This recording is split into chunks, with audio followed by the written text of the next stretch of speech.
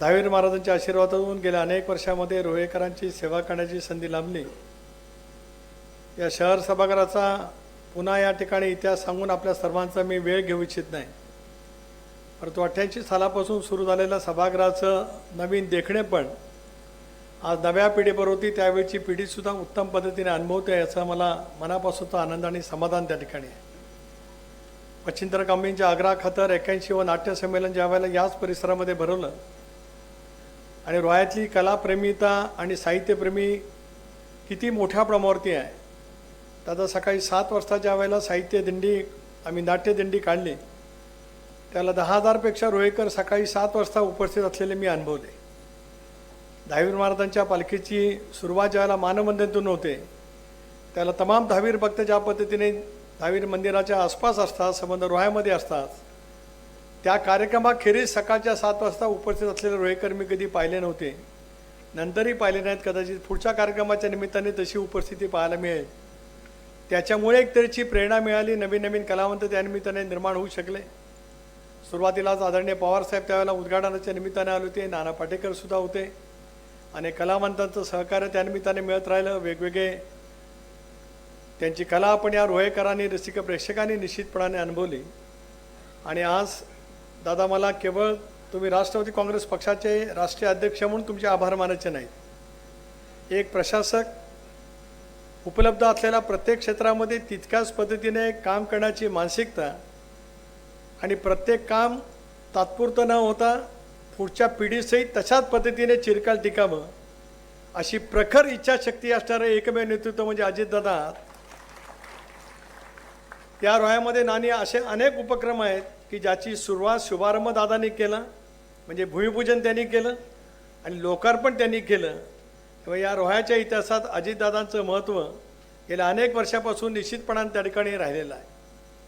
मला आज नाना नाही त्याचं दुःख आहेच, नाना असतं तर त्यांनी आमच्या सर्वांचंच कौतुक त्यांच्या सिद्ध असतं लेखणीतून केलं असतं आणि आपण या ठिकाणी आलात। उद्याच्या भवितव्याच्या कालावधीमध्ये बरंच जे आपण असाल, सयाजीचे आपण असाल, तुम्ही सकाराम बाइंडरचा या ठिकाणी उल्लेख केलात, त्या कालावधीमध्ये नेहरू फुलेंनी सुरू केलेलं ते नाटक त्यावेळच्या प्रचलित मानसिकतेच्या विरोधामध्ये एक तऱ्हेचं एक वेगळं वातावरण त्यावेळेला संबंध निर्माण झाला। योग्य की अयोग्य अशा पद्धतीची चर्चा त्या कालावधीमध्ये होत होती, परंतु मनामध्ये असलेले विचार, समाजामध्ये चालू असलेल्या अनेक गोष्टीची अनुभूती हे रंगमंचावरती सादर करणं हे कलाकाराचं वैशिष्ट्य त्यानिमित्ताने असतं। महाराष्ट्राने अशा अनेक कलाकार त्यानिमित्ताने अनुभवले। काशीनाथ घाणेकरांनी ऐतिहासिक नाटकामध्ये केलेली भूमिका असेल, व्यावसायिक नाटकामध्ये केलेली भूमिका असेल, ते रोह्यामध्ये शिकले असं मला कोणीतरी माझ्या रोह्यातलाच एका सहकार्य सांगितलं। अनेकच्या कालावधीच्या पूर्वी अशी वेगवेगळी माणसं ज्या वेळेला कलाक्षेत्रामध्ये दिग्गज पद्धतीने काम करण्याचा प्रयत्न करत असतात आणि आपण दोघांनी म्हणून आवर्जून या ठिकाणी उल्लेख केला की उभ्या देशभरामध्ये वेगवेगळे रसिक प्रेक्षक असतील, परंतु महाराष्ट्रातला मराठी रसिक प्रेक्षक जो नाट्यवेडा आहे तो जगाच्या पाठीवरती आणि राज्याच्या पाठीवरती कुठेही नाही, तो माझ्या महाराष्ट्रात आहे, याचा मला मनापासूनचा आनंद आणि अभिमान त्या ठिकाणी निमित्ताने वाटतो आहे। शेवटी अशा या सगळ्या कलाकृतींना आणि उद्याच्या भवितव्यात असलेल्या कलाकारांना एक योग्य व्यासपीठ असावं ही इच्छाशक्ती मनामध्ये होती। पूर्वीचं नाट्यगृह काही नैसर्गिक कारणाच्यामुळे जवळपास त्याचं आयुर्मानच संपुष्टात आलं होतं। नव्याने उभं करत असतानाचा विचार मनामध्ये आला की 30-35 कोटी रुपयाचं उभं करायचं आहे, कसं आपण धाडस दाखवू शकतो।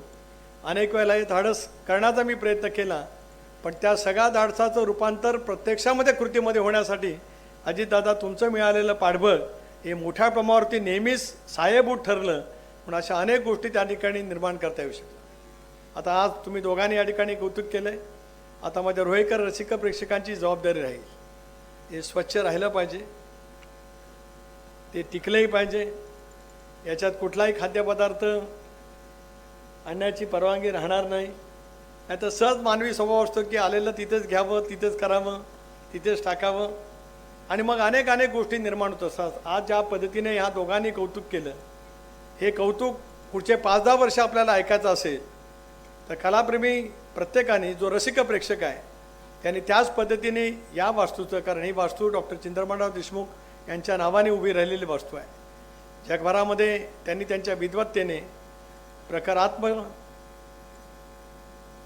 त्यांची जी काही शक्ती होती त्याच्यामुळे अर्थक्षेत्रातला त्यांचा असलेला प्रचंड अनुभव जगाच्या पाठीवरती त्यांनी त्यांचं आपलं रोहेकरांचं नाव, महाराष्ट्राचं नाव नेलं.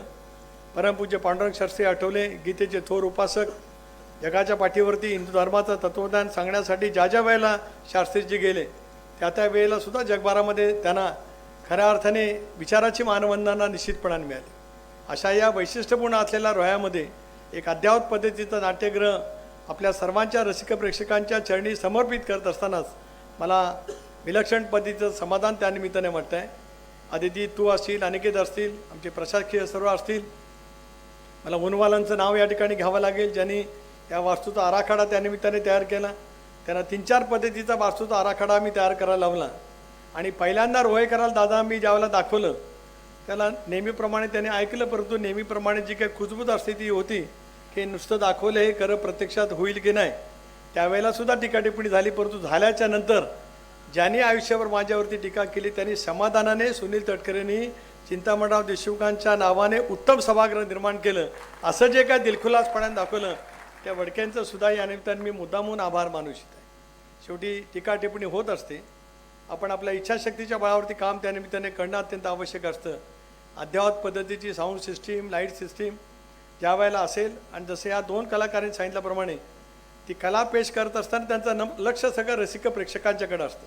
आपण जी काय कला दाखवत असतो त्याच्याबद्दल रसिक प्रेक्षकांना नेमकं काय भावलेलं आहे की नाही हे त्यांना त्यांच्या नजरेतून कळत त्या ठिकाणी असतं. पण तुमच्या नजरेतले आशय, तुमच्या अंतःकरणातली स्पंदनाचा आवाज हा या व्यासपीठावरती काम करणाऱ्या कलाकारांच्यासाठी महत्त्वाचा ठरत असतो. ते सगळं आपल्याला त्यानिमित्ताने उभं निश्चितपणाने करायचं आहे. सुरुवातीच्या कालावधीमध्ये हे सगळं उभं राहिलं.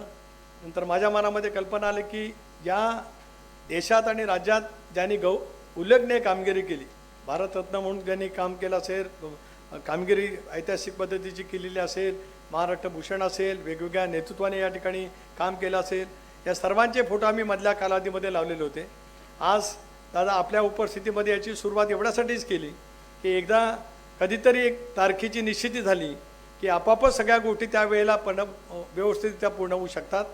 शहर सभागृहामध्ये या पूर्वीच्या कालावधीमध्ये ज्यांचे फोटो होते त्या सर्वांचे फोटो नाट्य कलेचा संबंध, इतिहास आणि स्वर्गीय चिंतामणराव देशमुखांचं अनेक वर्षापासूनचं ऐतिहासिक जागतिक स्तरावरचं कार्य हे या ठिकाणी लवकरच अशा पद्धतीने प्रस्थापित केलं जाईल की येणारा प्रत्येकजण रसिक प्रेक्षक त्याला मानवंदना करूनच आपल्या या कलेचा त्या ठिकाणी आस्वाद घेण्याचा निश्चितपणाने प्रयत्न करीन. अधिक वेळ घेऊन आपला वेळ घेऊ इच्छित नाही. परतजी मोरूजी मावशी हा कार्यक्रम तुम्ही या ठिकाणी करणार आहात. सगळे रसिक प्रेक्षक तो कार्यक्रम बघण्यासाठी आतुरलेले आहेत, दादांच्या भाषणासाठी सुद्धा आतुरलेले आहेत. तुम्हाला वेगवेगळे रंगमंचावरती अनेक कार्यक्रम पुढच्या कालावधीमध्ये सुद्धा करायचे आहेत. पण या रोह्याच्या इतिहासात नव्याने निर्माण झालेल्या शहर सभागृहामध्ये, सी डी देशमुख सभागृहामध्ये पहिला प्रयोग कोणाचा झाला तर तो भरत जाधवांचा झाला. आता हा इतिहास मात्र लिहिला जाईल. तेव्हा त्याची सुरुवात अशाच पद्धतीने होईल की असे वेगवेगळे कलावंतांचे, यशस्वी कलावंतांचे वेगवेगळे कार्यक्रम निश्चितपणाने आम्ही या ठिकाणी पाहू. पुढचे 4 दिवस आदिती अनिकेत तुम्ही मेहनत घेत वेगवेगळे कार्यक्रम त्या ठिकाणी ठेवलेत. देवबाभळीसारखा कार्यक्रम, मच्छिंद्र कांबळेंनी मालवणी भाषा जगाच्या पाठीवरती नेली, त्यांचेसुद्धा सहकार्य माझ्यासारख्या कार्यकर्त्याला निश्चितपणाने मिळाले. ते कार्यक्रम या ठिकाणी आहेत. पुन्हा आता अशोक हांडेंनी कार्यक्रम घेतला आहे, त्याची घोषणा नंतर अनिकेत आदिती करतील, तोही या ठिकाणी होईलच. फोक आख्यान एकदा आम्ही मुंबईला घेतलं, दादा म्हणाले नेमकं फोक आख्यानमध्ये काय, तो फोक आख्यानाचा सुद्धा कार्यक्रम बघा इतका महाराष्ट्रामध्ये प्रसिद्ध आहे, तरुणाईला बघा आहे ना, असं ते आहे की नेमकं ते सुद्धा कार्यक्रम या निमित्ताने या ठिकाणी होतील. एवढंच आजच्या कार्यक्रमाच्या प्रसंगी या ठिकाणी सांगतो. पुन्हा एकदा तमाम रसिक प्रेक्षकांना विनम्रपणाचं अभिवादन करत असतानाच रोहेकरांचं आयुष्यभरामध्ये मिळालेलं प्रेम उद्याच्या भवितव्याच्या कालावधीमध्ये सुद्धा अनेक उपक्रम करण्यासाठी निश्चितपणाने मार्गदर्शन पद्धतीने ठरतील अशी दावी महाराजांच्या चरणी या ठिकाणी आणि त्यांनी प्रार्थना करतो. आपल्या सर्वांचं स्वागत करतो आणि थांबतो. जय हिंद, जय महाराष्ट्र. दादा एक मिनिट, शहर भाजपच्या अध्यक्षाच्या वतीने या ठिकाणी स्वागत होणार आहे.